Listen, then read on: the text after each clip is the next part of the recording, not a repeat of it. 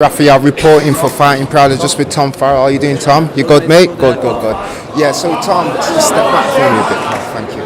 Yeah, so that was like a heated press conference there between you and Ohara. Just what was going through your mind, obviously, when he was giving you the banter there? It was to be expected. I weren't surprised by anything. I knew exactly what he was going to turn up. He was trying to get under my skin. He started to cage for 8 to 10 weeks. But I haven't risen to it. I think I didn't really rise to it there. Just said what I had to say. So yeah, I'm ready to do the job on him now. He's talked, he's built himself up. He said I'm not going past 3 rounds. So he's in for a massive shock when I'm still in there fighting. I'm not going to turn me back. I'm not going to quit like he did. I'm ready to go 10 rounds if I have to. If not, I'll get him out of there myself. Right, he said obviously when he said that, he also said that he didn't train for the fight. Do you really believe that, or is that just a bit of codology? He's stupid. He's absolutely stupid. He's trying to let on to people that he hasn't been training. He's been training hard. He's just trying to play it. Yeah, he's playing a bit of mind games. I know full well. I've seen pictures of him every day training. People have been sending me to him who he's been sparring, what he's been doing, sprints this, sprints that.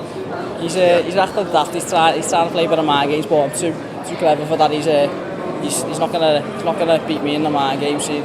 Right. Do you see? Obviously, you said when it gets deep, you say you'll bottle it.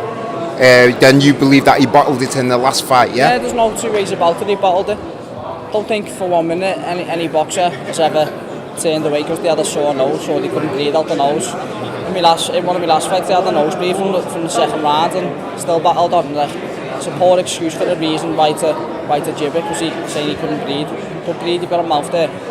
So yeah, it got a bit heated in there with Josh Taylor, and he didn't fancy it. He wanted the way out, so we just turned his back. There's no two ways about it. He bottled it. He absolutely bottled it. Right. I mean, what do you think he does well, and what do you think he doesn't do so well?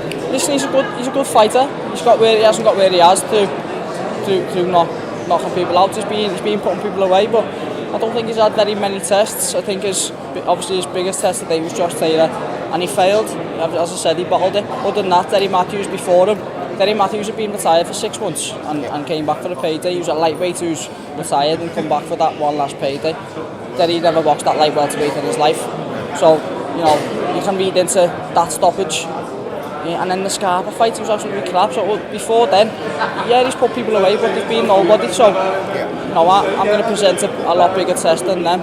And people might say that I'm no Josh Taylor, but I think I provide something a lot different, and I'll be very more where he's always been awkward. I'll be the awkward one on the night. I'll be throwing shots and weird angles. I'm punishing for his sloppy mistakes. Right, so are you looking to obviously drag it later on into the fight?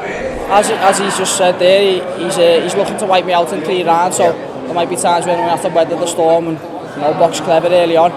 And yeah, it's try and take him late, because he's shown I think more than anything why he jibbed it. He blew his load. He was gassed.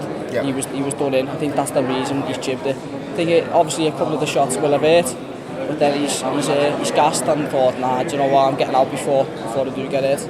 Right. Is there anyone? I mean, is Josh Taylor on your radar Listen, eventually? I'm not looking at any fights past this. I'm just looking at Ohara Davis, do the job on him, and then it'll put me onto the bigger stage. Then it'll get some big fights on the horizon for me.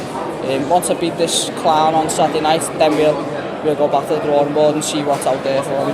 Excellent. And for all the viewers that are watching, just look down the camera and just tell them what they're going to expect on Saturday night. You're going to expect a masterclass. He's going to get taught a boxing lesson. That's what's going to happen. Thanks a lot. Wish you all the best, mate. Thank you, pal. Ta, mate.